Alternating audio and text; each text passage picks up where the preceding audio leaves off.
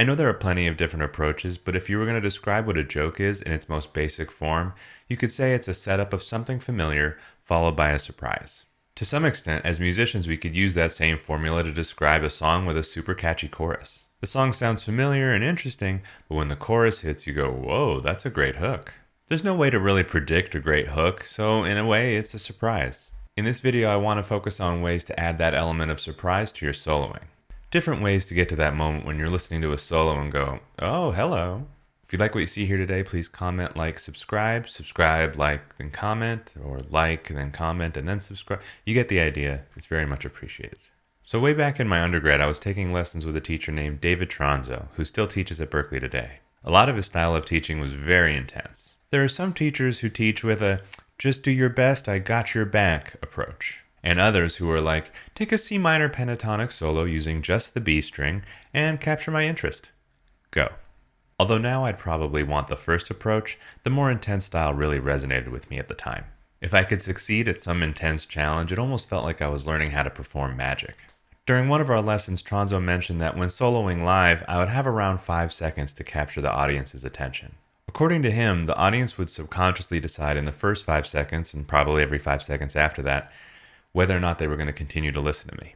This reminded me of how I would hear some old school one-liner comedians talk about how they wanted a laugh every 7 seconds or a certain amount of laughs for every minute. This time frame is around the time frame that you need in a solo for a call and response phrase.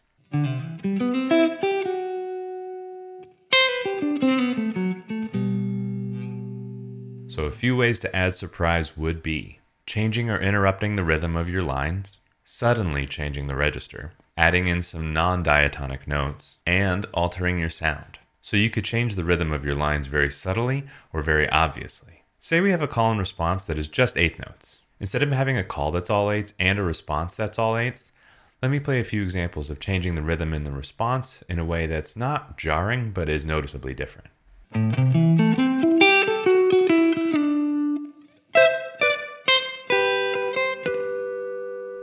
Now I could change up the rhythm of the response to something that would border on annoying if I did it too long.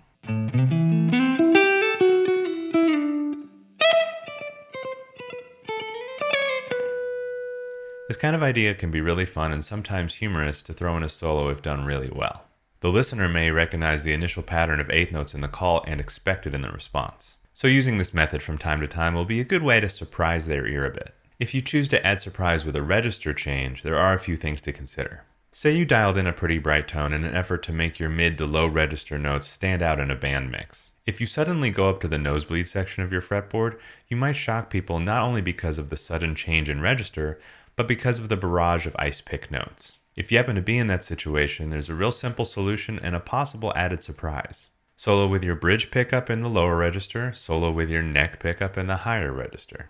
I think this generally applies more to single coil guitars, but it really depends on your tone. Another thing to keep in mind is to spot your landing. So as you're nearing a phrase in the lower register, look ahead to where your hand is going, and you'll have a higher chance of success of getting there confidently. Of course, you can still be surprising without using the largest available interval leap. Leaping a 1 octave range and then later a 2 octave range can be much easier to execute than sudden 3 octave leaps.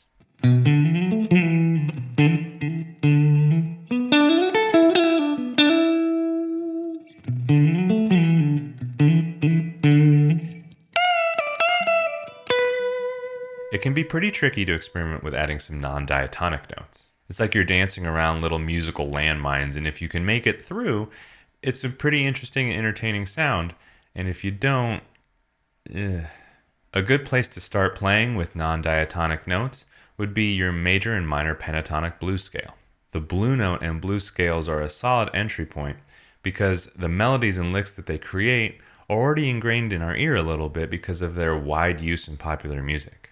Taking the time to learn 10 or 15 standard blues licks and then working them out over songs will certainly help when conceptualizing where to put these non-diatonic notes. Because even though these blues scales are a safer way to experiment with non-diatonic notes, when used incorrectly they can still be pretty jarring. Once you familiarize yourself with the more standard blues ideas, it'd be worth it to experiment with some more adventurous and maybe more dangerous melodic ideas. Here's a handful of blue note ideas, sometimes used more subtly and sometimes used with more dissonance in mind.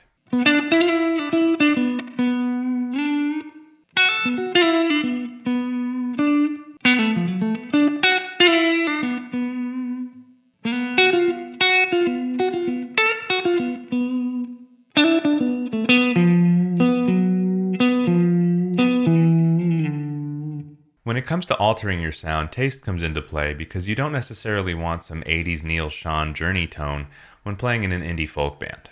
Although hey, if you can make it work, I'm all ears. For any genre though, there's generally a handful of tones that you could probably switch back and forth from without really taking away from the song that you're playing. Also, if you don't have a bunch of effects on hand, there are other ways to alter your sound, like switching whatever pickup you're soloing on, changing the volume or tone knob settings on your guitar, picking in a different place on the string.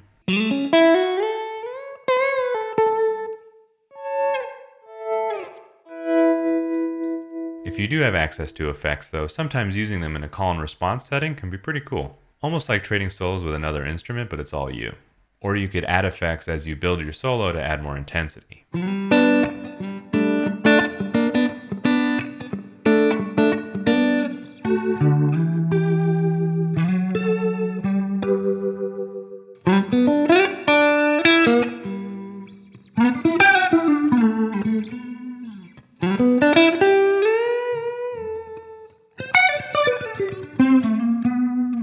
There's a lot to experiment with here, and I'd highly suggest working one or all of these things into your practice routine. Since the concepts are strong, you could probably just improvise with them in mind and still yield some cool results. Although it's probably worth it to write out a handful of ideas using these approaches. Because like a comedian with a joke or a magician with an illusion, if you work out a great idea ahead of time, chances are you'll have a higher probability of capturing your audience's attention. This was a fun topic for me to talk about. I hope you guys enjoy it. So thanks very much for watching, and I'll see you all next week.